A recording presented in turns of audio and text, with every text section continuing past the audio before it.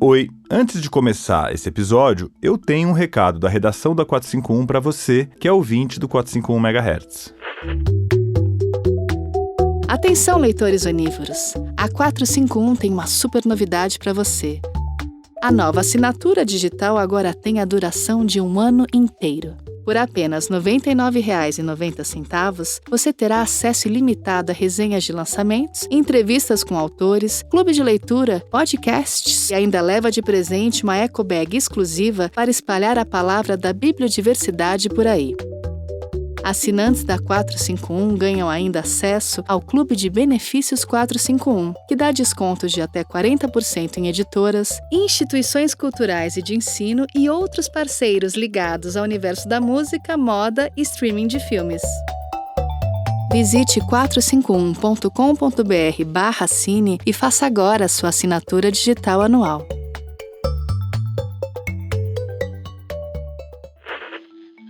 Agora sim. Está começando o 121º episódio do 451 MHz, o podcast para quem lê até com os ouvidos. Eu sou o Paulo Werneck, editor da revista 451. 2 vezes por mês, a gente conversa aqui com autores, críticos e leitores sobre os livros mais legais que acabaram de ser publicados no Brasil. Se formos desistir porque a gente acha que não vamos ganhar, desistimos de sermos humanos. Eu acho que o que está acontecendo hoje é a culminação disso. Reduzir ao máximo a existência do povo palestino. Você acabou de escutar o escritor Benjamin Moser e o também escritor Milton Atum. Eu ainda vou falar mais sobre eles, mas antes eu preciso te avisar que esse episódio do 451 MHz é realizado com o apoio da Lei de Incentivo à Cultura.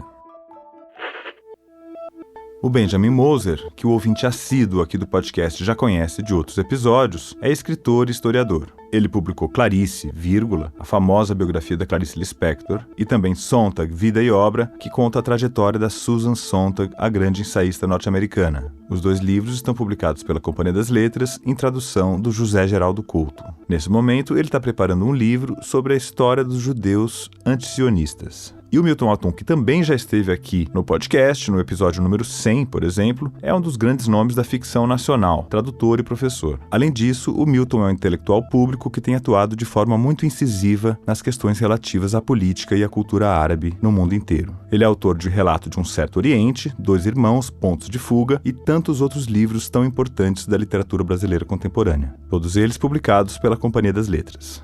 Só que hoje a gente não veio aqui falar nem de Clarice Lispector, nem de Susan Sontag, nem de literatura brasileira. Os nossos 2 convidados participam de uma edição muito importante que está saindo agora pela editora Elefante, Gaza no Coração, História, Resistência e Solidariedade na Palestina. A organização é de Rafael Domingos Oliveira. 1 ano atrás, nesse dia 7 de outubro, começou a fase mais sangrenta de um conflito que já se arrasta por décadas, e na verdade por séculos, que é a resistência palestina à ocupação israelense e as respostas desproporcionais que Israel moveu contra os seus inimigos do Hamas. O resultado foi a punição indiscriminada da população palestina, que hoje não tem mais onde morar, não tem mais onde estudar, não tem mais hospitais, não tem mais como sair na rua. A poliomielite voltou a ser registrada no território palestino, as pessoas não têm para onde ir, não têm para onde fugir. E nesse mesmo dia em que estou gravando essa locução, nós não sabemos ainda o que vai acontecer. A nossa entrevista foi gravada no dia 20 de setembro, antes que Israel começasse a ofensiva mais violenta contra o Líbano, que nesse momento está sob bombas, e o Irã respondeu enviando bombas para Israel. Enfim, o caos está completamente instalado. Esse episódio é uma homenagem da 451 à população palestina e convoca esses 2 grandes escritores que estão se manifestando com muita ênfase em defesa do povo palestino a abrir os olhos e o coração dos ouvintes para esse terrível acontecimento que está acontecendo debaixo dos nossos olhos. Então vamos lá para a primeira parte da conversa do Benjamin Moser com o Milton Atum.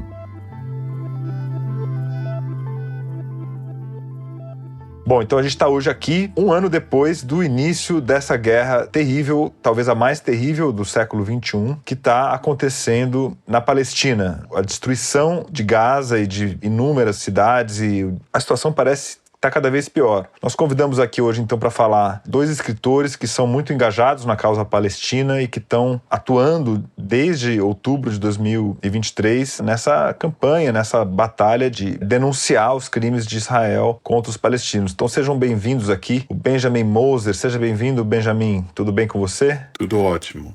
E também está conosco, mais uma vez aqui no podcast, o Milton Atum. Seja bem-vindo, Milton, grande figura, grande autor da literatura brasileira e também da cultura árabe, publicado no Líbano, publicado em língua árabe. Seja bem-vindo, Milton.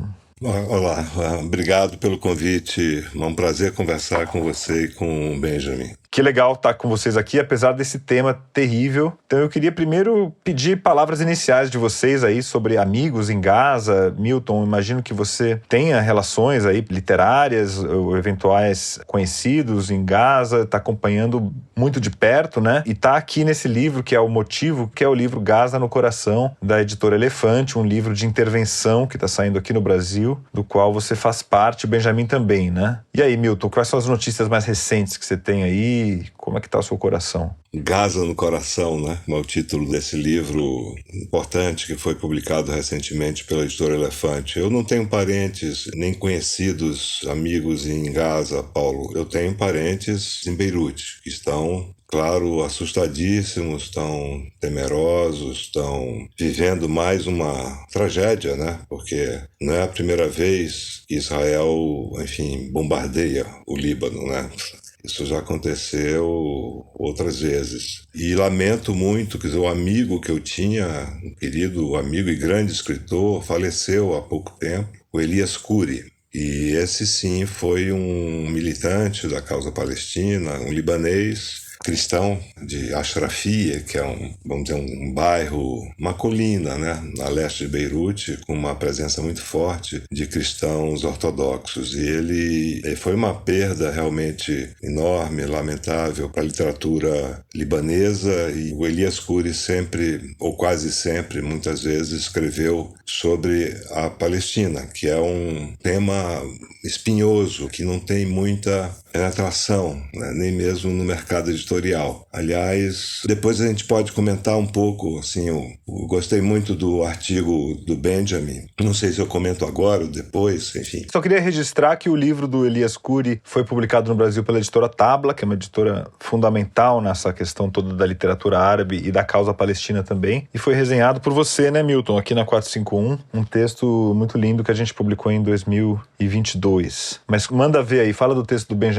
Exato, acho que ele leu a resenha, sabe? A Safa Jubran, que é a tradutora dele, traduziu para o árabe e ele leu, gostou e comentou com a Safa. Bom, eu li também o artigo do Benjamin, que saiu na Urubuquaquá, na revista, uma viagem a Hebron, quer dizer, o pior lugar do mundo. E é mesmo, porque ele esteve lá e viu de perto o horror que é a ocupação militar da Cisjordânia. Eu achei muito importante ele ter mencionado nesse artigo o regime de apartheid da África do Sul, que, enfim, ele cita um dado importante, quer dizer, a Comissão de Verdade e Reconciliação da África do Sul constatou que houve 7.000 mortes na África do Sul entre 1948 e 1989. E atualizando os dados, até hoje já foram assassinados mais de 40.000 palestinos, sendo a maioria crianças e mulheres, e há milhares sobre os escombros, né?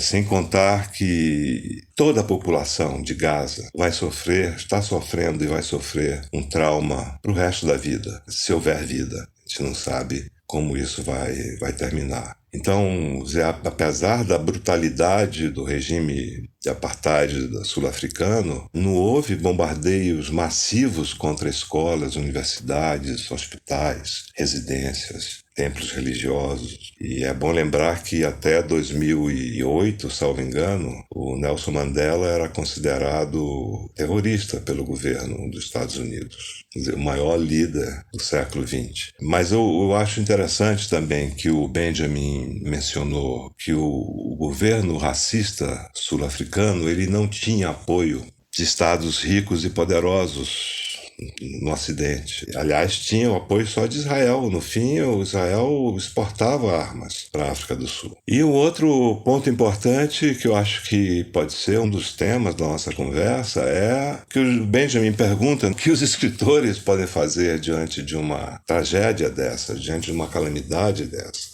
Ele diz, podemos falar sobre aquilo que sabemos, claro, e podemos falar sobre linguagem, sobre palavras. Pode parecer muito pouco, como ele diz, mas se a linguagem, se a palavra, se a fala não fossem importantes, Israel e os seus acólitos, como ele fala, seus capangas, eles não disputariam a mídia. Isso é importante, porque a propaganda sionista sempre quis apagar o nome da Palestina, os palestinos e a representação dos palestinos. Há uma tentativa de apagamento total da existência do povo palestino e da representação dos palestinos. Isso tem mudado, acho que até os anos 70 isso era terrível. Eu acho que houve nos Estados Unidos, provavelmente o Benjamin vai concordar comigo, a presença de um grande intelectual palestino-americano, Edward Said, e de outros também, e de judeus antisionistas. É bom frisar que até hoje estão aí defendendo a causa palestina, como Norman Finkelstein, Noam Chomsky, enfim, tantos outros, e israelenses também, que defendem a causa palestina. O que os escritores podem fazer é falar, escrever, publicar, se expressar, sabe, de uma forma muito clara e com argumentação. Acho que é isso. Primeiro, muito obrigado, Milton, por ter lido essa matéria com tanta atenção. De fato, a gente fica se sentindo muito incapazes, né? A gente fica, eu vou escrever uma matéria num jornal, sei lá, uma coisa que, enquanto as bombas vão caindo, enquanto as crianças vão gritando, eu vi uma coisa hoje que eu nem quis ver, que são soldados israelenses tirando pessoas vivas de cima de um teto de uma casa na Cisjordânia. Essas coisas, a gente não tem força aérea, né? A gente não tem como melhorar isso para essas pessoas, mas também eu acho muito importante a gente não ficar desmotivados, a gente não ficar se sentindo incapazes de reagirmos, porque somos quem tem a palavra, como eu tenho, o Milton tem, o Paulo tem, a gente tem acesso às pessoas, e você falou, Paulo, como é o seu coração, né? A gente tem, pela palavra, acesso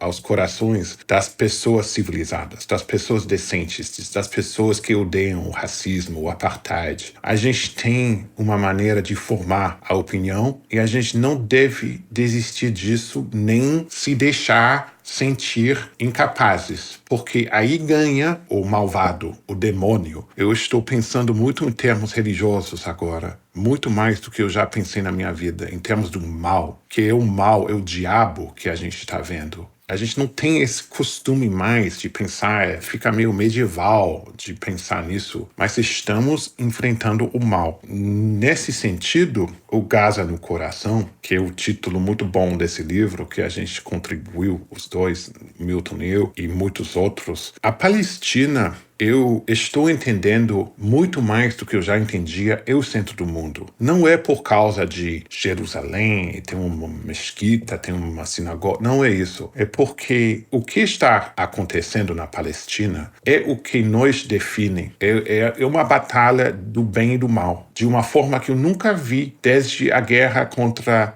os nazistas. É uma guerra, é uma comparação que eu faço a propósito. Estamos nos definindo. E se formos desistir porque a gente acha que não vamos ganhar, desistimos de sermos humanos. E o que é esse seu texto? O Milton citou esse texto que você publicou numa revista peruana, uma revista incrível, literária, que está também atuando contra essa guerra. Não é o mesmo texto que saiu no Gaza no Coração, né? Não, mas são as duas coisas antigas que eu já tinha publicado nos Estados Unidos, que são várias crônicas e ensaios que eu vou escrevendo ao longo dos anos. Sim. E você está escrevendo também um livro sobre a história do antisionismo, é isso, Benjamin? É, mais ou menos. O próximo livro que eu vou lançar no Brasil é sobre a arte neerlandesa, que é uma coisa que talvez pareça mais agradável. Mas depois disso eu estou escrevendo agora uma história dos judeus antisionistas, que o Milton citou, eu acho muito importante nós, judeus, nós manifestarmos. Porque os árabes, como Milton, como tantos outros, como os palestinos todos, é muito comum as pessoas serem desacreditados, né? Ah, você é árabe, você é antissemita, você é racista, você é terrorista. Tudo isso a gente ouve há décadas. Da mesma forma que o que aconteceu no Líbano anteontem, ou quando foi recentemente, com esses ataques em supermercados, em ruas, em lojas, em escolas, hospitais. Eu não sei a mídia brasileira porque eu não tenho lido, mas aqui na Europa, nos Estados Unidos, não chamam isso de ataque terrorista. Só chamam de ataque terrorista quando são árabes que fazem. A gente tem que dar um apoio aos árabes, porque é muito a nossa mídia e a nossa política. E nossa, eu estou falando geral, não depende do Brasil, Estados Unidos, França. É uma coisa geral do Ocidente que sempre caracteriza isso. Então, é muito importante ressaltarmos que os judeus, muitos, temos sido sempre contra o sionismo, de muitas formas e por muitos motivos e por muitas perspectivas ideológicas, e que tem mais judeus antisionistas hoje do que nunca. Porque a gente está falando do coração.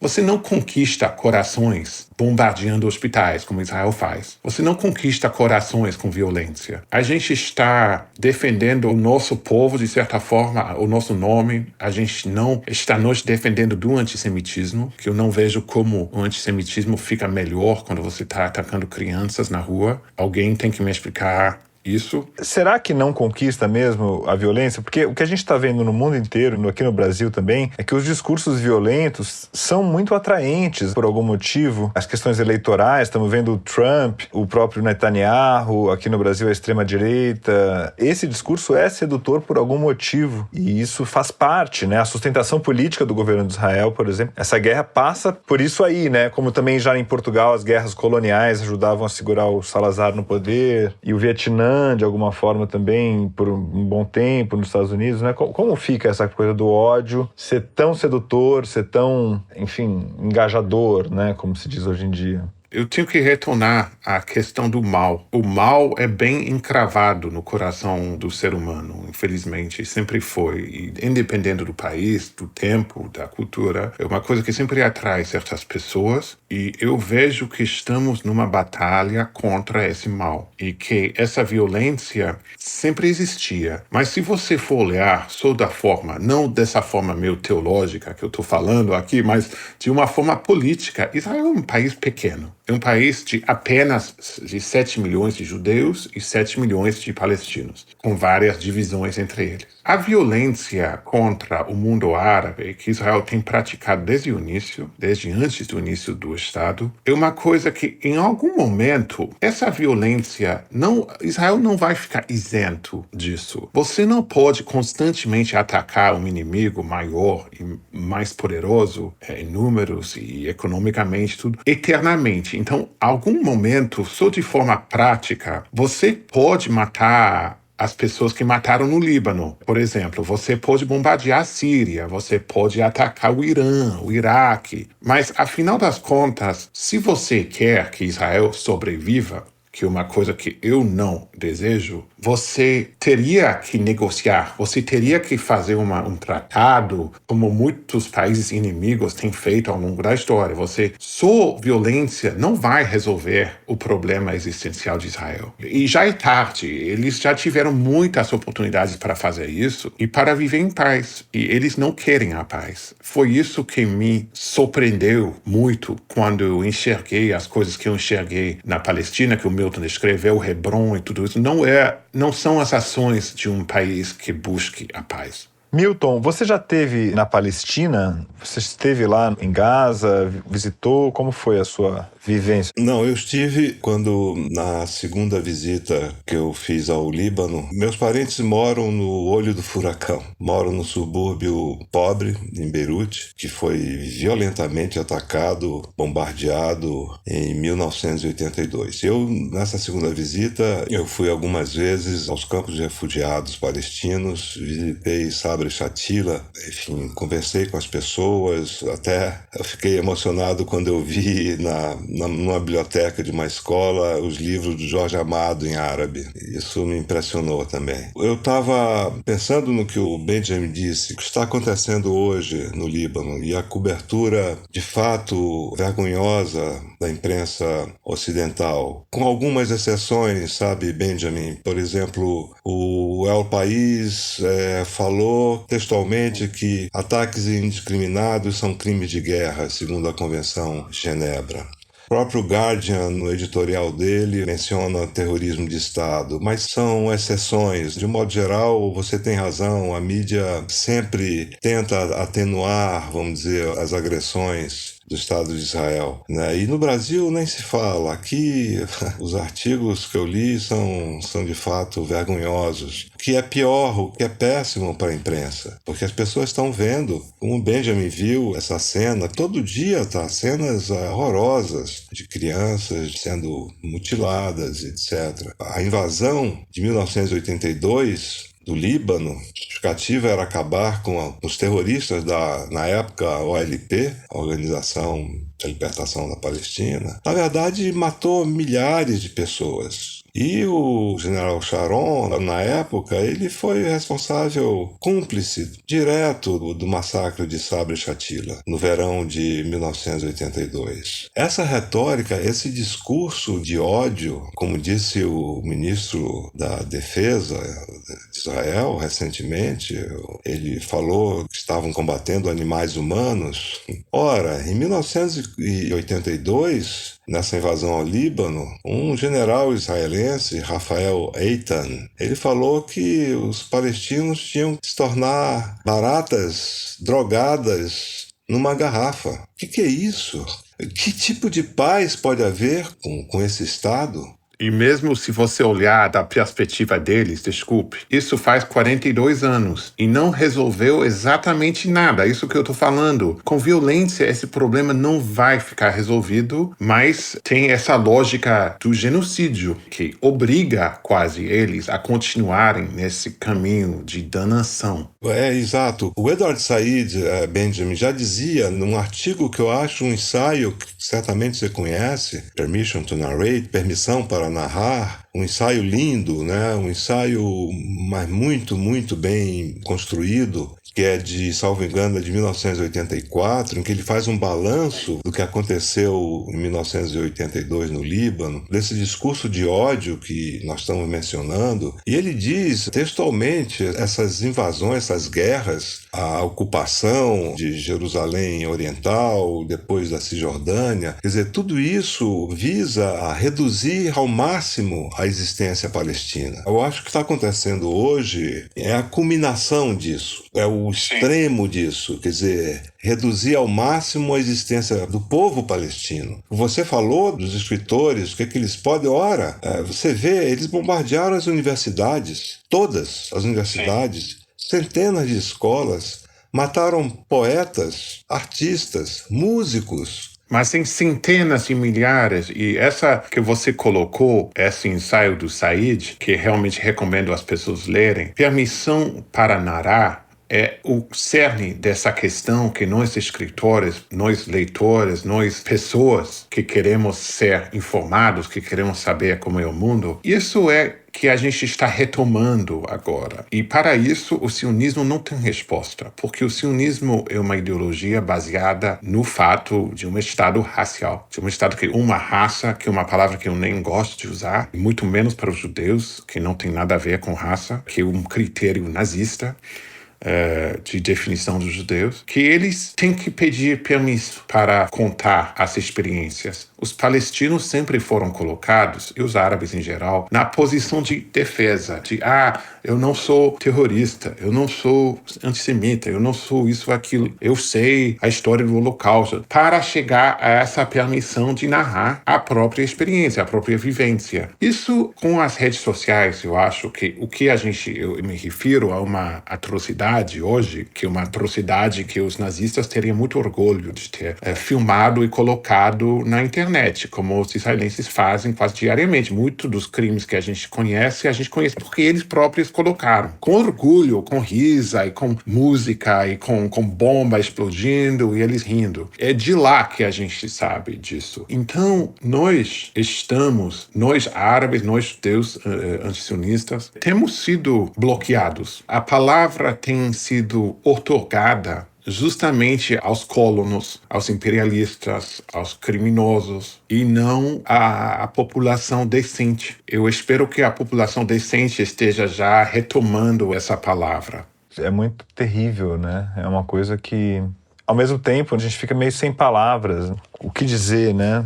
É difícil demais. Eu não fico sem palavras, não porque eu acho que eu posso definir ou dar uma forma ao que está acontecendo, mas eu me sinto muito empolgado em termos de falar, de fazer um podcast como hoje. Eu me sinto feliz que eu tenho essa possibilidade, porque muita gente não tem. E se eu não estivesse escrevendo esse livro, eu acho que teria ficado doido assistindo isso. Mas eu sinto que dentro da minha possibilidade, eu posso alcançar alguns corações, algumas mentes. E aqui no Brasil, particularmente, tanto Israel como o judaísmo têm sido, enfim, participado da vida política brasileira de forma mais intensa do que nos últimos décadas, né? Então, a extrema-direita se apropriou muito da ideia de Israel como um exemplo a ser seguido, admirado, né? A questão da prosperidade, da tecnologia, de uma série de valores que foram exaltados aqui na política pelos bolsonaristas e tal. E também, em reação a isso, muitos judeus progressistas se organizaram em torno de instituições pró-Israel, porém de esquerda, ou judeus progressistas e tal. Eu queria saber se vocês acham se é possível ser pró-Israel e de esquerda hoje em dia. Não, é ridículo isso. Tem gente que ainda acredita nisso, né? Tem gente que tem um sionismo de esquerda. O Estado de Israel é uma causa não só de direita, mas de extrema direita. Eu acho que o Bolsonaro captou isso perfeitamente. O Trump também captou. Todos os partidos daqui da Europa, da extrema-direita, são fanaticamente pró-Israel. Uma causa de um Estado racial, um Estado em que só uma raça tem direitos e a outra raça não tem nada, e pode até ser massacrada, e pode ser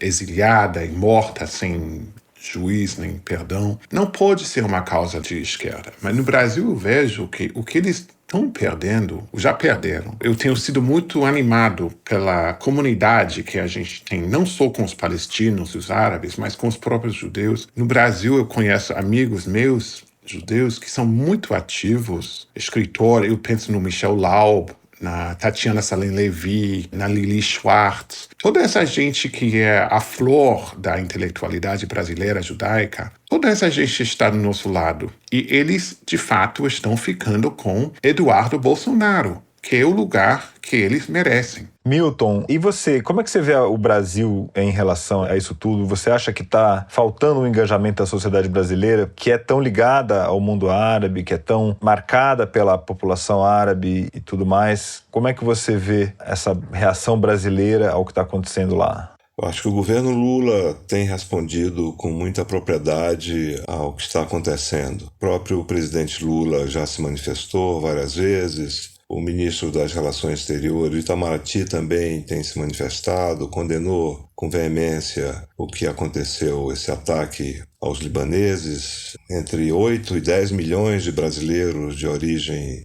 libanesa e síria, enfim, de origem árabe. E não há um consenso, é claro, como em toda a comunidade, não há um consenso em relação a palestinas, né? Inclusive, a gente sabe que o massacre de 82 de Sabra e Shatila foi perpetrado por cristãos falangistas da extrema-direita libanesa. Mas eu acho que há, vamos dizer, um engajamento, inclusive de algumas lideranças negras aqui no Brasil. Não dos maiores líderes, eu acho que há um silêncio aí meio estranho, sabe, Paulo? De algumas lideranças, inclusive das minorias, e isso me incomoda um pouco. Mas vamos dizer que isso que você falou antes, que o Benjamin falou, há uma aliança também global dessa extrema-direita. Porque a gente deve saber que O sionismo, a origem dele é o sionismo cristão, os cristãos sionistas, bem antes do sionismo que usurpou a religião judaica para si, para o seu projeto colonial e supremacista. Como diz o Eduardo Said, você tem que sempre explicar a partir do zero, porque as pessoas não conhecem a história da Palestina e da ocupação. As pessoas não leram esses intelectuais judeus, historiadores,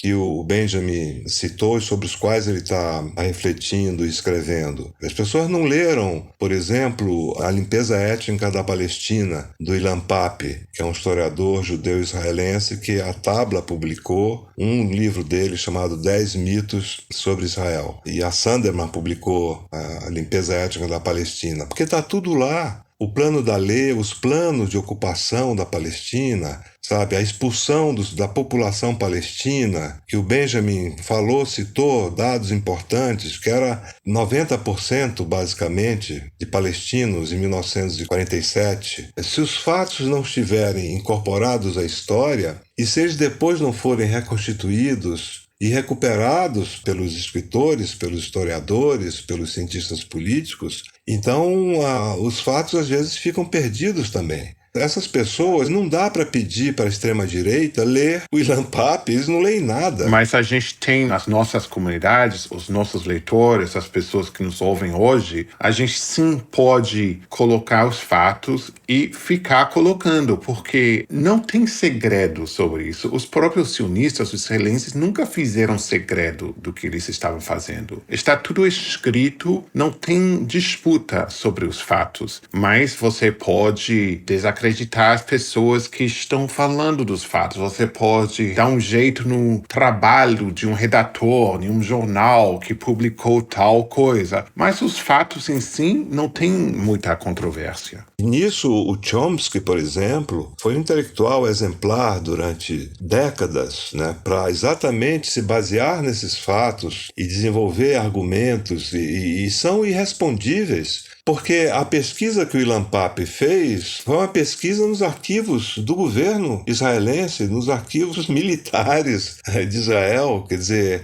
nos discursos dos fundadores de Israel, que já falavam, vamos dizer, no deslocamento forçado dos palestinos, porque qual é o objetivo aí? É criar um Estado exclusivamente para os judeus. E no caso para os judeus sionistas, e muitos já foram embora, muitos estão saindo, eu acho que há um mal-estar enorme numa parte da sociedade israelense, talvez muito pequena hoje, em relação ao que está acontecendo, porque eles estão vendo esse projeto desmoronar, porque ele não vai dar certo. As pessoas que visitam Israel muitas vezes falam dessa tensão no ar, desse ambiente em que está todo mundo armado, numa boate, você tem um cara do seu lado com um fuzil, como também até no Rio de Janeiro, em São Paulo, eventualmente você tem lugares assim, né? Não, mas não tem comparação. É uma sociedade totalmente militarizada. Não é uma coisa que você tem um segurança no banco, no supermercado. É uma coisa que penetra os corações das pessoas. É uma sociedade que está tão militarizada, até intelectualmente militarizada. E por isso que a gente não vê uma possibilidade no Estado de Israel de renovação. Porque todos os intelectuais, como o Milton falou, já tiveram intelectuais, né, que todo mundo conhecia, que foram para Paraty falar de paz e de dois estados e de tudo isso que a gente agora sabe que não era possível. Hoje em dia, Israel ficou de uma pobreza intelectual, de uma pobreza moral, que eu acho que é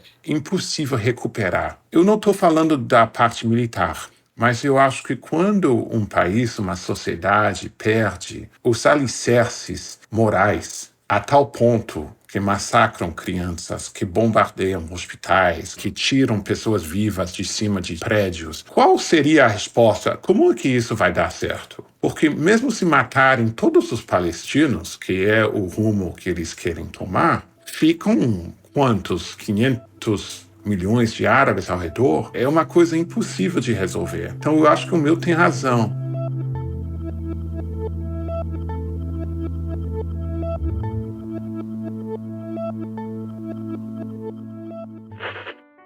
Bom, agora eu queria dar um recado para você que é ouvinte aqui do 451 MHz. A gente sabe que você nos acompanha e agradece pela sua audiência. Mas será que você já é um ouvinte entusiasta? Com apenas R$ 23 por mês, você contribui financeiramente para a realização do podcast e ainda tem o seu nome lido no fim do programa como forma de agradecimento. Além disso, você recebe uma assinatura digital da revista 451 e com ela tem acesso completo a tudo que a gente já publicou sobre o mundo dos livros no site e também nas nossas newsletters. E ainda em vários outros conteúdos que a gente publica para quem ama livros. E se você virar um ouvinte entusiasta, ainda ganha acesso ao nosso clube de benefícios, que dá direito a descontos de até 40% nas melhores editoras brasileiras. Então eu te convido a ir lá no 451.com.br e fazer a sua assinatura. E aproveita para explorar o nosso novo site, que tá uma beleza e foi realizado com apoio financeiro dos nossos leitores. Eu também queria te contar que todos os episódios do 451 MHz têm uma página de repertório lá no nosso site. Então, se você quiser saber mais sobre essa entrevista, os melhores momentos da conversa e outras curiosidades relacionadas a esse assunto, é só entrar na seção de podcasts do nosso site. E antes de seguir com o programa, a gente tem um recado para você da Casa de Cultura do Parque. Olá! A Casa de Cultura do Parque te convida a mergulhar em 2 exposições imperdíveis. CL Salvaro transforma a área externa da casa em um convite à reflexão sobre a vida urbana. E Rafael Campos Rocha cria novas bandeiras hasteadas na fachada a partir de histórias em quadrinhos. As exposições são realizadas com o apoio da Lei de Incentivo à Cultura, de 5 de outubro de 2024 a 23 de março de 2025, na Casa de Cultura do Parque. Para conhecer mais sobre a nossa programação, acesse ccpark.com.br. E agora vamos lá para a segunda parte da conversa do Milton Atum com o Benjamin Moser. Em qual caminho vocês acreditam mais? Você falou da solução de 2 estados, que foi uma tese que foi durante muitos anos sustentada por intelectuais e pacifistas e tal. O Caetano Veloso mesmo, que foi um cara que resistiu ao boicote, acabou visitando, Israel e escreveu aquele artigo na Folha chamado A Paz que Eu Não Quero, que cita uma música do Rapa, que é uma coisa que fala: se a paz é isso, eu não quero. Se a paz é essa paz aí, essa paz tensa, essa paz violenta. Queria saber de vocês dois, se vocês enxergam alguma tese que esteja na mesa possa ser um caminho para isso. Você falou, Benjamin, você acha que o Estado de Israel não deveria existir, é isso? Porque isso também é uma questão que os israelenses falam: olha, mas os caras querem acabar com o Estado de Israel. Queremos mesmo. Porque o Estado de Israel, que é baseado, não é uma coisa da história. Você pode falar do Brasil, da Austrália, dos Estados Unidos e muitos países que tiveram essa história de ocupação, de coisa, mas faz muitos anos, muitos séculos, em outros contextos, Era uma coisa... não é para dizer que era tudo bem, mas hoje em dia eu acho que quase a definição da pessoa civilizada, de onde você se colocar, direita, esquerda, centro, mas é rejeição de genocídio. Eu acho que se você não possa combinar com isso, você se colocou fora da civilização. Como é o Estado sionista baseado nisso? Numa supremacia de uma raça sobre outra, esse Estado eu rejeito na Palestina, como eu rejeitaria no Brasil, como eu rejeitaria na África do Sul, na China, no meu próprio país. Para mim, a única solução positiva, que eu acho muito difícil de enxergar que seja possível, mas é de dizer o que eu diria no Brasil, que todo mundo tem o mesmo voto, todo mundo tem os mesmos direitos. Todo mundo, que você seja branco, ou negro, ou mulher, ou homem, ou hétero, ou homo, que você tem os mesmos direitos. Um Estado multiétnico único, é isso? Seria um pouco... Porque a gente já tem um Estado único. Tem um governo, um Estado entre o rio e o mar. Que os sionistas ficam histéricos quando você fala o rio e o mar. Mas já tem esse Estado. Não é uma fantasia. É o que tem.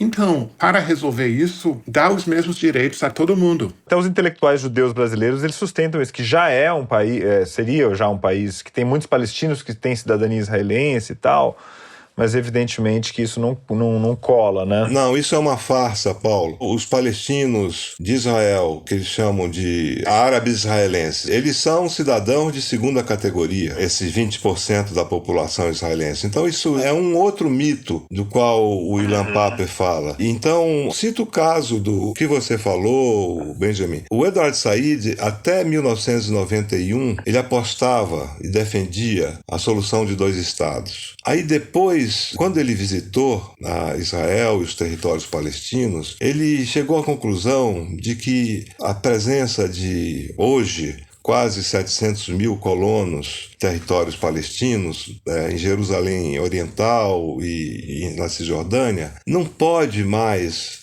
dar nenhuma perspectiva a essa solução de 2 estados. Não tem como. Então, a partir de 92, o Said falava num estado único. Um estado único. O nome, não sei, pode ser. Ele falava, isso é o que menos interessa. O que interessa é que seja um estado laico em que todos os cidadãos tenham direitos iguais. Um estado laico. Isso é importantíssimo, porque não seria um Estado islâmico, não seria um Estado judaico-sionista, não seria um Estado cristão, seria um Estado laico, né?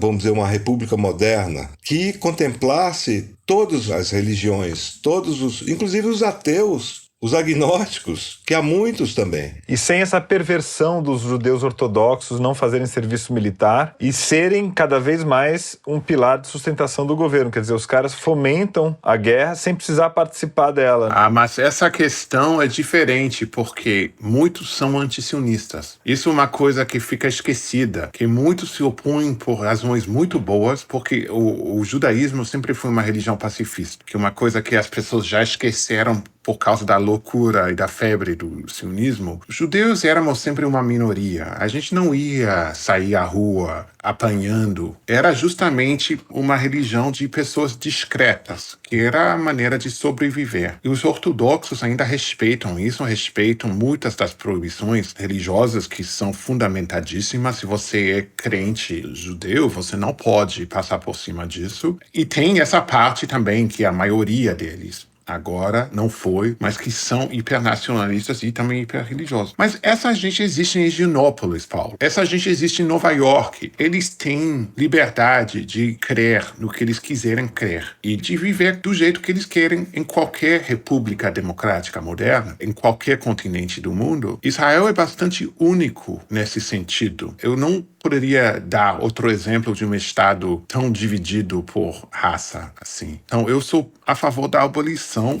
dessa distinção.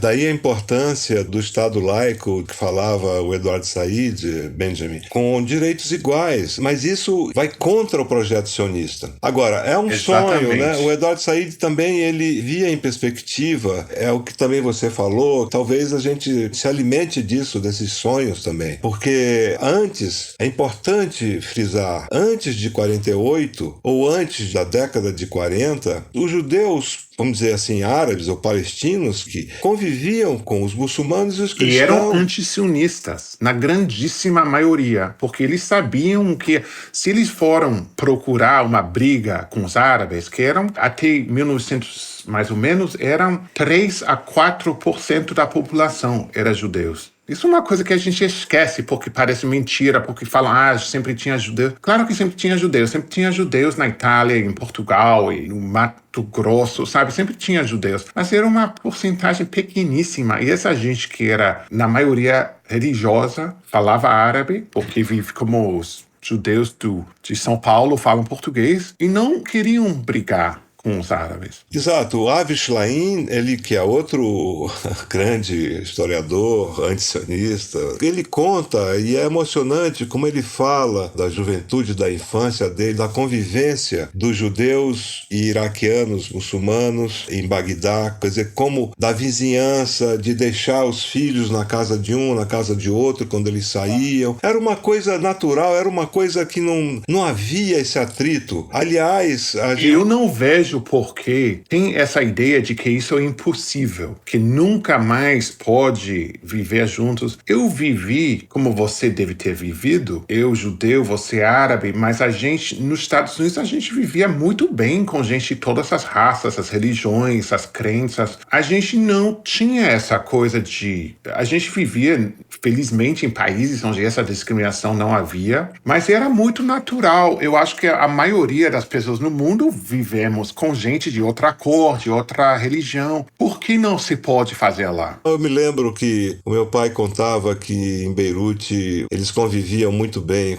havia um bairro judeu no centro de Beirute com sinagogas, e isso nunca houve nenhum atrito, ao contrário. Na Europa tinha. No mundo árabe, justamente, não tinha isso que o Avi Shlaim conta. Isso, exatamente. Essa é uma grande sacada do Shlaim, que ele fala isso. Quer dizer, no mundo árabe, e depois em Manaus, os grandes amigas da minha mãe eram judeus marroquinos, que, aliás, estão presentes em 3 dos meus livros. Porque tinham a mesma cultura.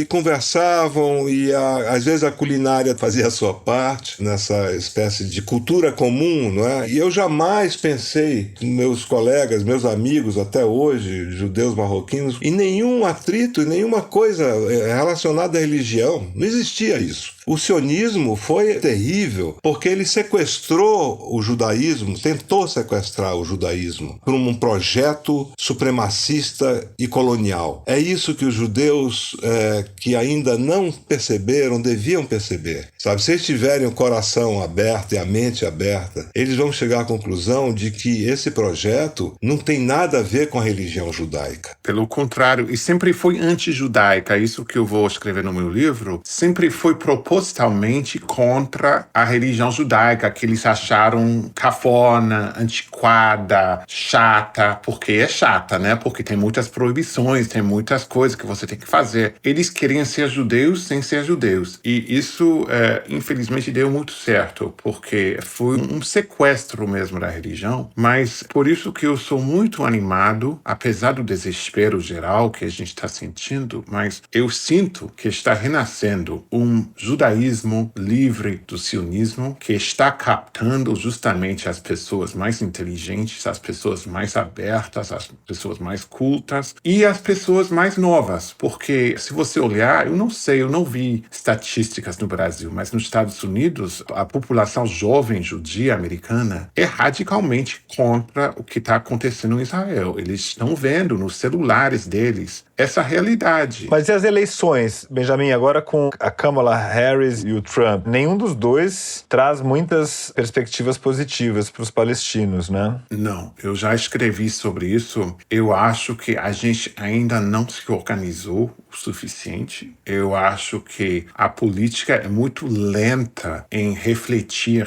as mudanças na sociedade. Se pensarmos na luta contra a escravidão, por exemplo, agora a gente está cada dia mais organizado. A gente está cada dia mais militante, mais resolvido, porque sentimos, eu posso falar para os judeus, nesse caso, a gente sente que a nossa própria segurança, a nossa própria sobrevivência está em xeque agora. Que se não pormos fim a isso, somos nós, que seja anti-sionista ou sionista, que estão sendo colocados em risco por causa desse comportamento criminoso do Estado de Israel.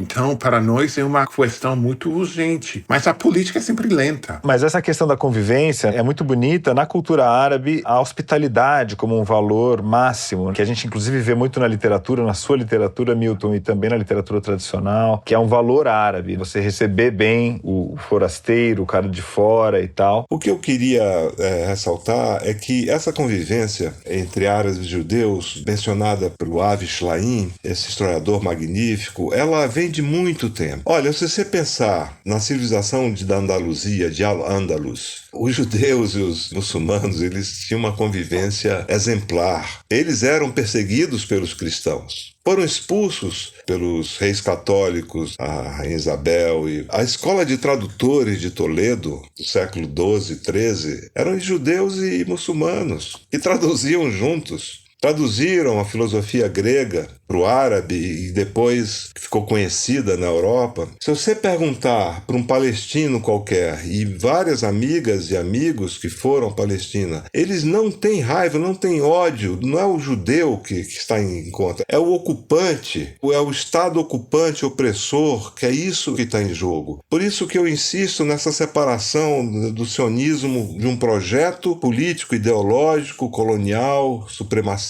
da religião. E nós no Brasil há também, não como nos Estados Unidos, Benjamin, ou na Inglaterra, mas há já grupos de jovens antisionistas que criaram um coletivo chamado Vozes Judaicas por Libertação, que são jovens, de fato, de 20, 30 anos, que tem no Instagram, inclusive. Tem um ensaio, um artigo muito bonito no Gaza no Coração, assinado pelo coletivo. Encontrei com eles no lançamento do livro, eu adoro eles, são pessoas corajosas, porque você deve ter sentido isso, porque você romper com certos laços na sua casa. Há um depoimento de um dos fundadores desse coletivo, num desses sites, que é dilacerante, porque ele disse: olha, eu tive que romper com uma parte da minha família. Eu adoeci, ele falou. Não é fácil. Mas muita gente tem essa história, mas o que eu sempre digo, essa gente que me procura às vezes, assim, eu digo que você está saindo de uma coisa para uma coisa maior e melhor. Você vai encontrar gente, você vai perder gente. Eu já perdi muita gente por causa da minha militância nesse assunto, mas eu não quero amigos, nem família, nem ninguém que seja de acordo com genocídio. É uma coisa que eu me sinto muito bem nessa posição, porque quem apoiar o que estamos vendo agora pode se largar de minha frente, como se diz no Brasil, né? Eu não preciso mais daquilo, eu já tenho problema na minha vida. E eu vejo que a solidariedade que a gente está sentindo, eu acho de um lado é muito positivo, mas de outro lado, como você falou, é muito normal. Eu sempre vivi numa sociedade multicultural. Então, estamos a favor de derrubar essas divisões que são inteiramente artificiais e de exigir uma civilização aberta. É por isso que a Palestina é uma questão tão fundamental, porque não é longe, né? Eu acho que no Brasil já ouvi muita gente falar: mas é tudo complicado, tá muito longe, a gente não enxerga bem. Mas você enxerga bem, né? É muito óbvio o que está acontecendo, e é muito óbvio que o que está em jogo aí diz respeito a todas as nossas civilizações. Com essa solidariedade, eu acho que a gente vai muito longe. Eu não estou desesperado ao longo termo. Eu acho que estamos ganhando porque temos que ganhar. Não podemos nos permitir perder essa batalha. Por isso que a gente está aqui no 451 MHz, dando nosso espaço aqui, nossos ouvintes, para vocês falarem sobre a Palestina em solidariedade, nesse espírito que você falou, Benjamin. Obrigado a vocês dois pela conversa. Não sei se querem acrescentar alguma coisa, se despedir, Milton.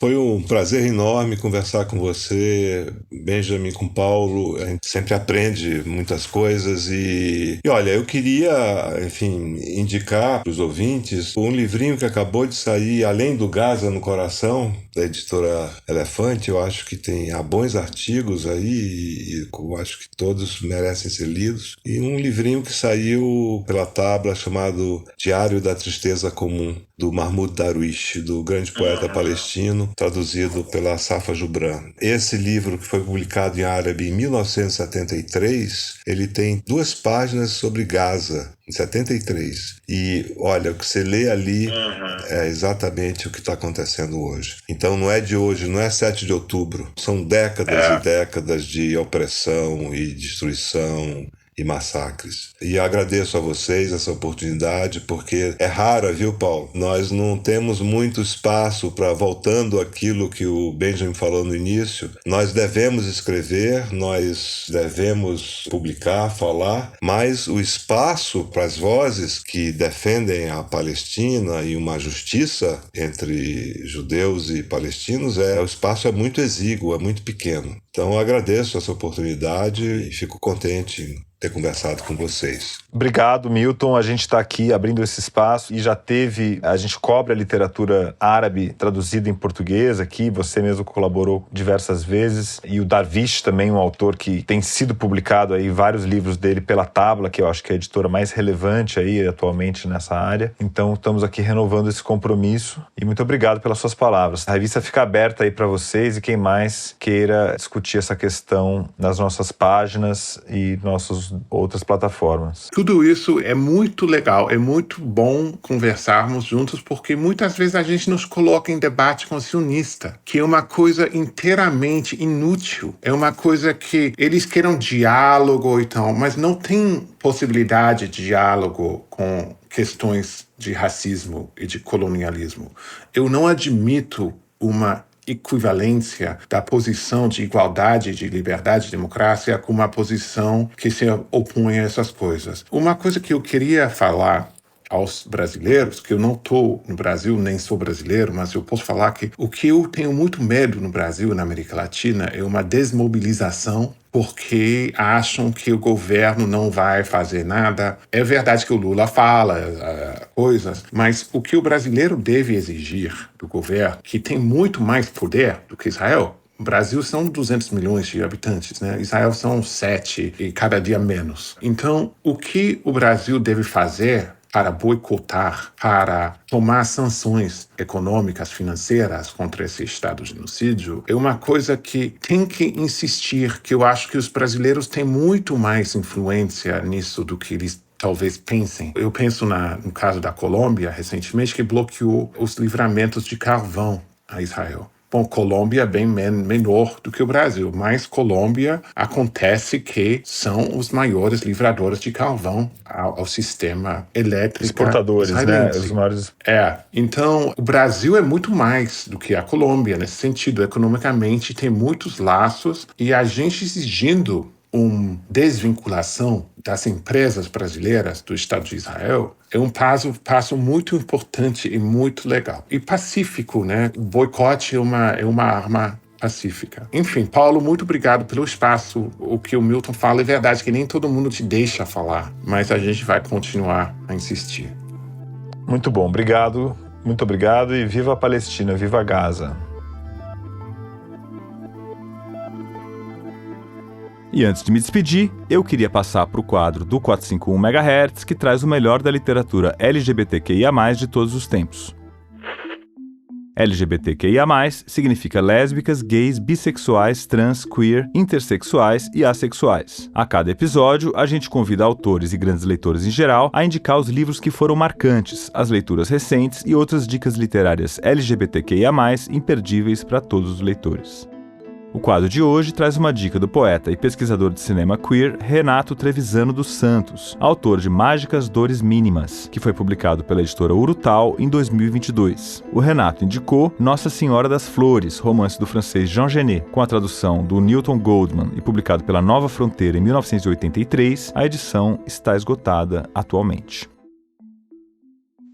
Olá, eu sou o Renato Trevisano dos Santos, pesquisador de cinema queer e literatura fantástica e autor do livro de poemas Mágicas Dores Mínimas. Hoje eu vim dar uma dica literária do livro Nossa Senhora das Flores, do Jean Genet, de 1943. Ele traz precocemente uma personagem que hoje, com licença para os anacronismos, a gente poderia chamar de trans ou travesti ou mesmo não binária, que é a Divina. A narrativa se situa na primeira metade do século XX na França. A gente acompanha, então, os encontros e desencontros amorosos da Divina, que se prostitui e acaba envolvida em alguns crimes. Paralelamente, a narrativa segue outras personagens marginais e criminosas, como a que dá nome ao livro, a Nossa Senhora das Flores, que é um jovem assassino.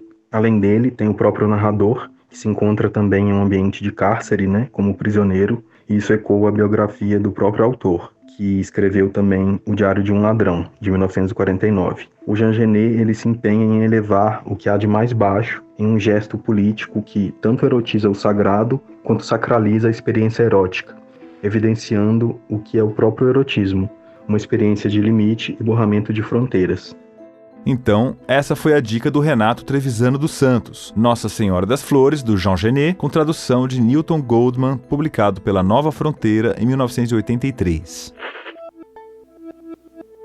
Bom, agora aproveita que você está aí com seu celular por perto e faz uma avaliação desse episódio e também do podcast. No Spotify e no Apple Podcasts, por exemplo, você pode dar 5 estrelas para o nosso programa e comentar o que achou desse episódio. É só clicar no ícone com as 5 estrelinhas e atribuir a sua avaliação. Você também pode indicar agora mesmo o 451 MHz para outras pessoas. É só clicar no botão de compartilhamento e enviar por Zap para as pessoas com quem você gosta de discutir temas literários. Assim, você ajuda o nosso conteúdo a chegar a novos amantes da literatura. E antes de dar tchau, eu queria agradecer aos nossos ouvintes entusiastas, que colaboram financeiramente para a realização do podcast com R$ 23 por mês. Então, muito obrigado a Adriana Teixeira, Alexandre Luiz Pereira da Silva, Alexandre Vidal Porto, Ana Carla Dias Braga, Ana Maria Pedrosa Sá Freire de Souza, André Viana, Camila Sardenberg, Carmen Manuel Almeida Biscardi, Célio Braga, Cristiane Gonçalves dos Reis, Cristiane Bolos, Cláudia Penteado, Cíntia Vasconcelos, Diana Radomisler, Diane Maia, Elisa von Handel, Érica Georgino, Fábio Calvan, Fernanda Calef Barbeta, Flávia Cristina Aparecida Silva, Guilherme Sorgini, Gustavo Senechal, Rayesha Benevenuto e Souza, Jaime Mendes, José Osmar Azevedo Carneiro, Kellen Gutierrez, Leila Lima, Lúcia Guimarães, Luísa Plastino, Luiz Antônio Timóteo Nicoliello, Luísa Franco, Márcia Cristina Fraguas, Marcos Apóstolo, Maria Bertrand, Maria de Lourdes Maciel Silva Silva, Maria do Carmo de Almeida Sampaio, Maria Filomena Gregório, Maria Paula Barbosa, Maria Rosalina Silva, Mário Rick Fernandes, Marisa Werneck, Matheus Novaes Dias, Mauro Stein, Murilo Carvalho, Paula Fontana Fonseca, Paulo de Camargo Duarte, Pedro Cogo, Poliana Preto Miranda Catrim, Priscila Valverde de Oliveira Vitorino, Regina Gomes Sodré, Renata Campos Salles Moraes Abreu, Rodrigo Bittar, Rodrigo dos Santos Crepaldi, Rodrigo Moura, Rosângela Aparecida Dantas de Oliveira, Samuel Valim Bolonha, Tereza Bunte de Carvalho, Thiago Barreto, Valéria Midena, Valessa Lopes Baldim, Vitor Hugo Siqueira, Vitor Ribeiro, Vivian Lembo, Veena Guimarães Machado Pimentel. Muito obrigado a todos os nossos ouvintes entusiastas. É isso aí, chegamos ao final do 121º episódio do 451 MHz. O nosso próximo programa vai ao ar no dia 18 de outubro. O 451 MHz é uma produção da Associação 451 e eu sou o Paulo Werneck.